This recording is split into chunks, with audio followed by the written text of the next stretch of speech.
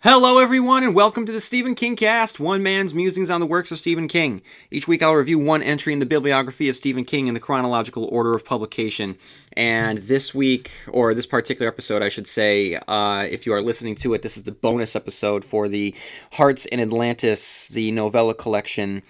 This bonus episode will explore the relationship between the collection and its relationship to Stephen King's magnum opus, The Dark Tower. So, if you are not a Dark Tower fan, or you haven't finished The Dark Tower, and you've kind of dipped your toes into Midworld, then I would say cry off on this particular journey, and then come back when you have finished, because I don't want anyone to be spoiled on the ending to The Dark Tower, as I'm going to get into some spoilers here and there, so if you are listening to this, please proceed at your own risk.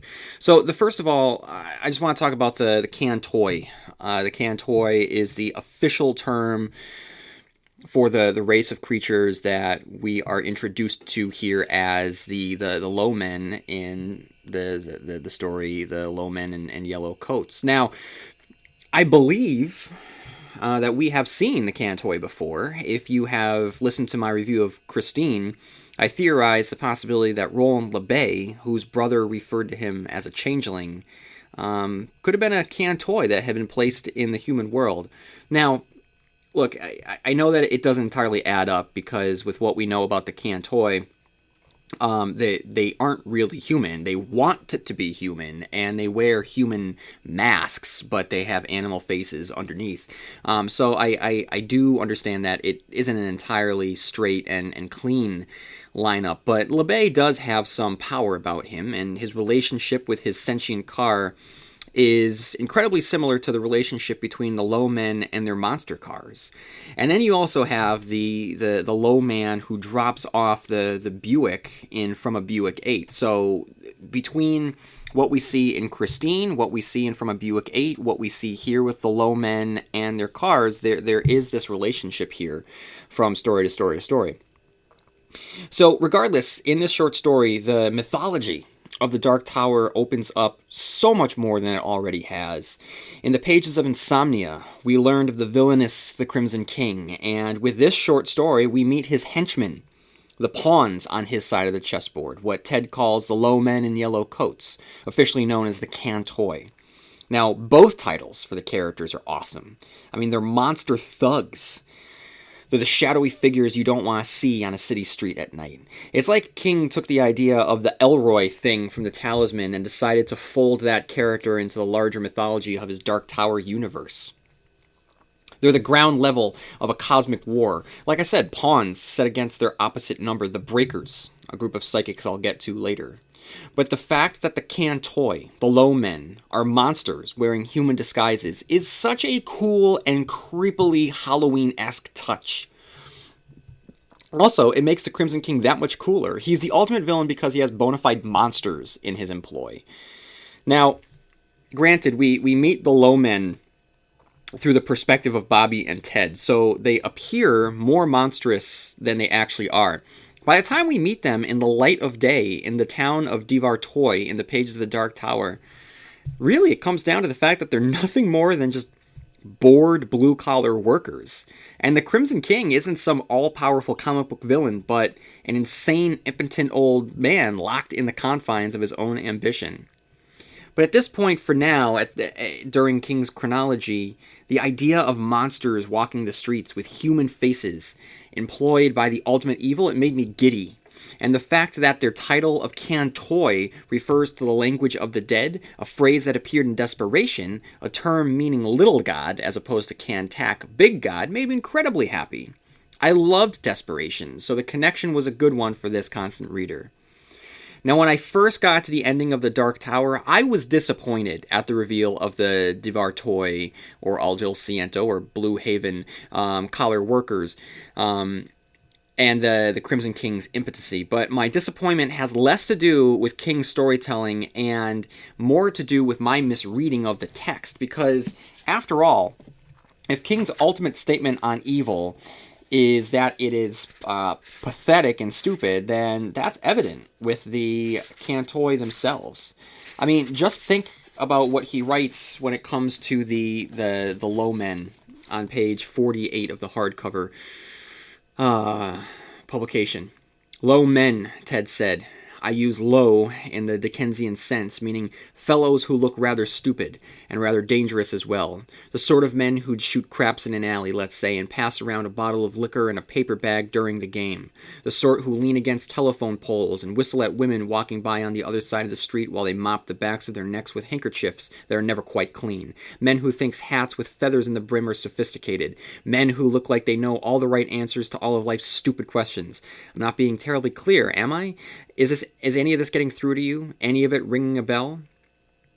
Yeah, in a way it was.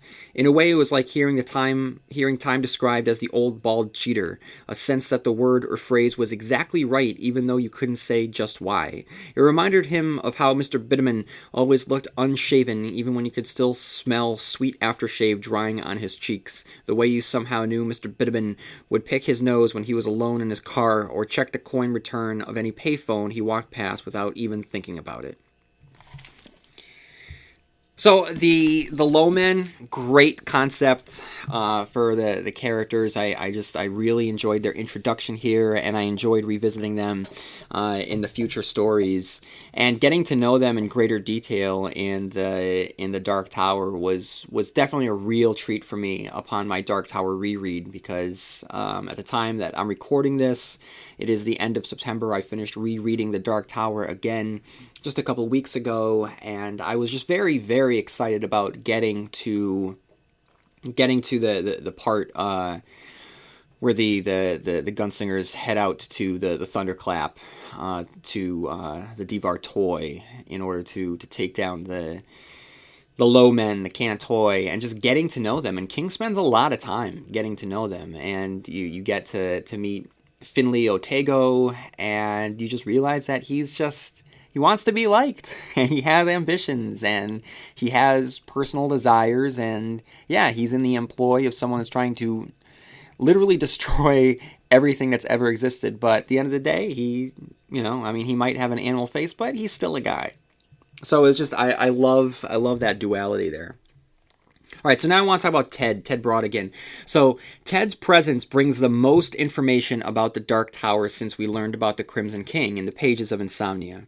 There, we learn the identity of the cosmic villain of King's universe, and here we learn the method to achieving his ultimate goal, and that is the use of the Breakers. Until now, we hadn't known what the Breakers were, and from this point in the Stephen King universe, we will see them in the pages of Everything's Eventual and Black House before seeing them, and Ted Brautigan specifically, in the conclusion of The Dark Tower.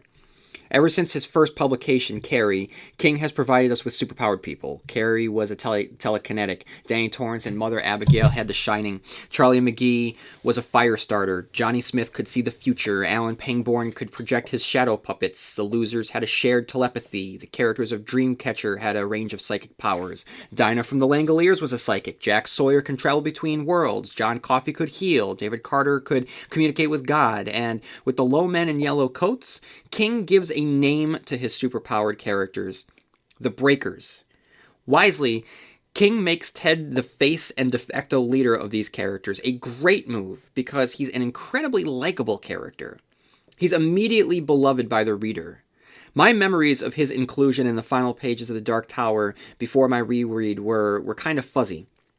I remember Roland and the gang freeing the Breakers, and a reunion with Shimi, and Ted taking the rest of the Breakers to freedom, a story for another day. And reuniting here with Ted was a great experience. And reuniting with Ted in Endworld with the other Breakers, that was a great experience for me during my reread.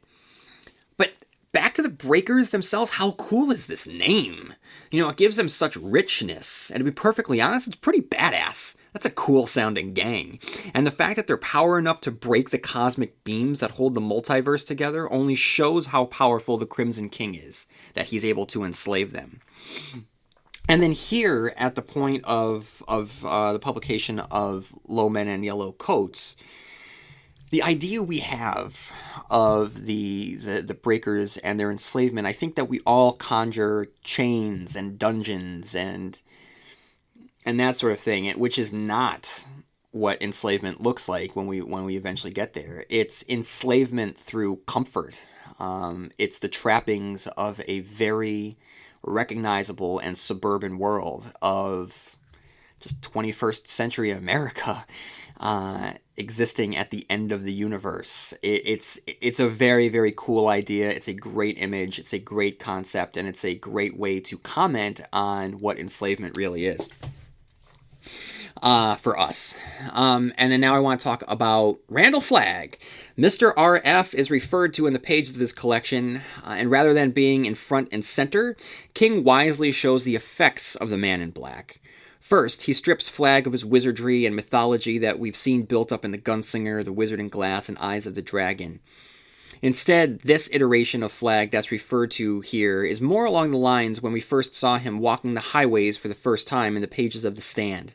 He was described as having pamphlets for every occasion, from the KKK rallies to meeting with the Black Panthers. He was an equal opportunistic hate-monger. So wherever he could spread chaos, he would. In the pages of The Stand, we saw him on a grand stage, but here we see his actions set against the backdrop of a recognizable America whose history is chronicled with the baby boomer generation. Possibly the most written about generation to exist. So it makes perfect sense for Flagg to show up in the pages of this text, even though he never actually shows up. It's just the presence of Flagg. The reference is all we need. Once the reference is there, it's clear that he's in every page. He lurks in between every word and every space on the page.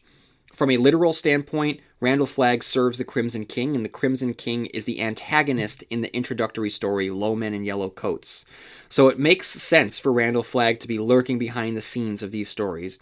But more importantly, because these stories represent the fall of the ideology of a particular generation, who better to be the one to bring about the corruption of innocence than Randall Flagg himself? He doesn't need to be in the forefront. Just knowing that he's working in the dark corners of the world while a generation strives to make it better is all that we need. And it's fitting, sadly, that he wins in the end. His machinations, felt through Carol Garber's ultimate fate rather than seen, bring about the destruction of the baby boomers.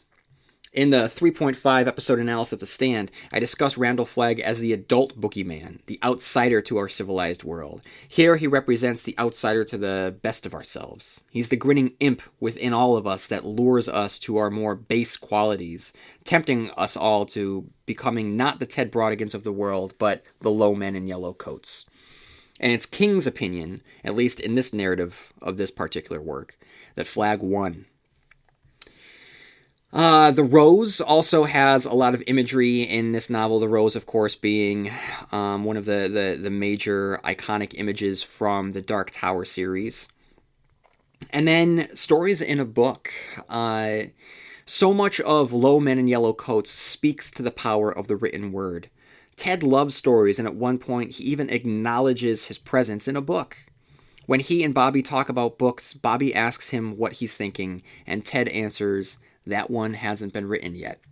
So this is sort of pushing our thought process and our thinking towards the ultimate reveal that Stephen King is included in the grand narrative of the Dark Tower, and his books are his way of channeling these great stories that are existing out in the multiverse and giving them to the world and giving them a sense of protection for some and death to others, and creating a power because those stories will then last. And I'll be getting to that in much more detail in the pages of Wolves of the Cowlin, Song of Susanna, and The Dark Tower once I get to those reviews.